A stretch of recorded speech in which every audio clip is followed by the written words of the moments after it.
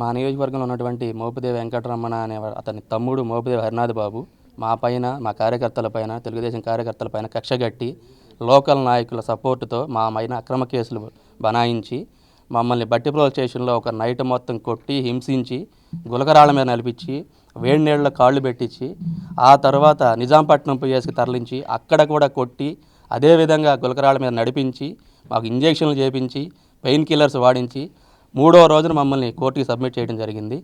ఆ తర్వాత ఆ కేసులో వెంటనే బెయిల్ రావటం వలన ఇంకొక అక్రమ కేసు బనాయించి అక్కడి నుంచి ఏ స్టేషన్కి తీసుకెళ్తున్నారో కూడా మా పేరెంట్స్కి కానీ మా కోసం వచ్చిన ఎవరికి కూడా చెప్పకుండా ఇంకొక అమర్తలూరు స్టేషన్కి తరలించి మాకు సంబంధం లేని కేసులో మమ్మల్ని ఇరికించి నాన్ బెయిలబుల్ కేసులు పెట్టించి మమ్మల్ని రిమాండ్కి పంపించడం జరిగింది. కేవలం ఇది రాజకీయ కక్ష.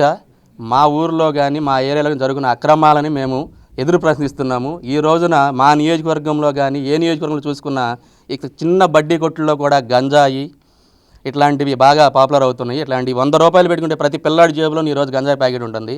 తీరానికి పోతే పేకాట, కోడి పందాలు ఇలాంటి జోదం బాగా నడుస్తుంది.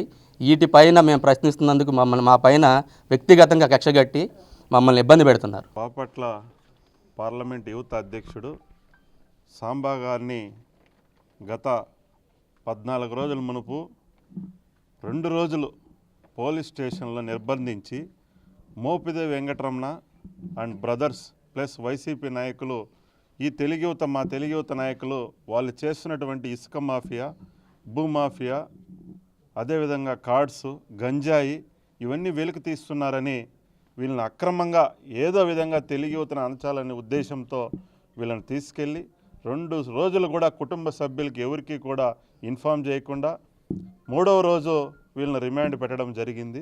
2 రోజుల క్రితం ఇతను బెయిల్పల్లి విడుదల రావడం జరిగింది. మేము ఒకటే తెలియజేస్తున్నాం, వైసీపీ ప్రభుత్వానికి కానీ, వైసీపీ జగన్మోహన్ రెడ్డికి కానీ, మంత్రులకు, ఎమ్మెల్యేలకు అందరికీ ఒకటే గుర్తు చేస్తున్నాం. ఈరోజు మా వెంట మా యువ నాయకులు నారా లోకేష్ గారు ఉన్నారు. కాబట్టి ఖబర్దార్, మీరు గుర్తుపెట్టుకోండి, ఏ తెలుగు యువత నాయకుడిని రాష్ట్రంలో కానీ గ్రామ స్థాయి నుంచి కానీ తెలుగుదేశం కార్యకర్తని ఎవరైనా టచ్ చేసినా కూడా మా యువ నాయకులు నారా లోకేష్ గారు ముందుంటారు.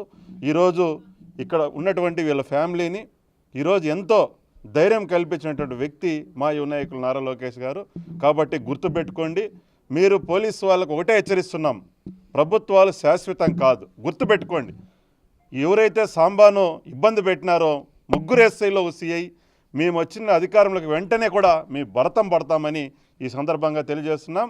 రాబో రోజుల్లో తెలుగుదేశం పార్టీ సైనికుని మీద, కార్యకర్త మీద ఎవరైనా కూడా అక్రమ కేసు పెట్టినా, నిర్బంధించినా కూడా ఖబర్దారని ఈ సందర్భంగా హెచ్చరిస్తున్నాం. బాపట్ల తెలుగు యువత అధ్యక్షుడు సాంబశివరావుని మోపిదేని వెంకటరమణ తమ్ముడు ఎవరైతే ఉన్నారో హరినాథు, అతని అనుచరులు టార్గెట్ చేసి మా యువత అధ్యక్షుడు అక్కడున్న లోకల్గా గంజాయి కావచ్చు, పేకాట కావచ్చు, కోడి పందాలు కావచ్చు, అదేవిధంగా వాళ్ళ అనుచరులు చేస్తున్న భాగవతాలను బయట పెడుతూ అదేవిధంగా నిరసన కార్యక్రమాలు చేపడుతున్నారన్న ఉద్దేశంతో, అదేవిధంగా లోకల్ బాడీ ఎలక్షన్లో తెలుగుదేశం పార్టీకి బలంగా ఉన్నాడు, ఇతన్ని ఎలా అయినా బలహీనపరచాలి, ఇతని మీద దాడి చేస్తే తప్ప, ఇతన్ని బయట పెడితే తప్ప తెలుగుదేశం కార్యకర్తలు వెనక్కి పోరనే ఉద్దేశంతో మా యువత అధ్యక్షుడిని అక్రమంగా కేసులు బనాయించి 1 స్టేషన్ కాదు, 2 స్టేషన్లు కాదు, తిప్పి థర్డ్ డిగ్రీ ప్రయోగించింది. మానసిక వేదనకు గురి చేయడంతో పాటు వారి కుటుంబ సభ్యుల్ని మానసికంగా వేధించారు. ఎవరైతే ఆ సిఐ కొండారెడ్డి ఉన్నారో, అదేవిధంగా ఎస్ఐ కావచ్చు, వాళ్ళందరినీ కూడా ఈరోజు లోకేష్ గారి దృష్టికి తీసుకొని రావడం జరిగింది. అదేవిధంగా ఏవైతే గాయాలైనాయో అవన్నీ కానీ వాళ్ళకి సంబంధించి ఏవైతే ఉన్నాయో లోకేష్ గారు క్షుణ్ణంగా పరిశీలించి వాళ్ళకి ఒక ధైర్యం చెప్పడం జరిగింది. మీకు నేనున్నా, మీకోసం నేను ఎంత దూరమైనా వెళ్తా, అవసరమైతే ప్రైవేట్ కేసు వేద్దాం, వదిలిపెట్టే ప్రసక్తే లేదు. అదేవిధంగా వాళ్ళ కుటుంబానికి ధైర్యం చెప్పడంతో పాటు వాళ్ళ కుటుంబ సభ్యులందరినీ పరామర్శించడం జరిగింది. మేము ఒకటే తెలియజేస్తున్నాం, తెలుగు యువత పక్షాన ఇలాంటి అక్రమ కేసులు కానీ ఇలాంటివి భయపెట్టాలని చూస్తే కానీ తెలుగు యువత చూస్తూ ఊరుకోడు. మా వెంట మా అధినేత చంద్రబాబు నాయుడు గారు, లోకేష్ గారు ఉన్నారు. అవసరమైతే వీళ్ళకు ప్రాణహాని ఉంది.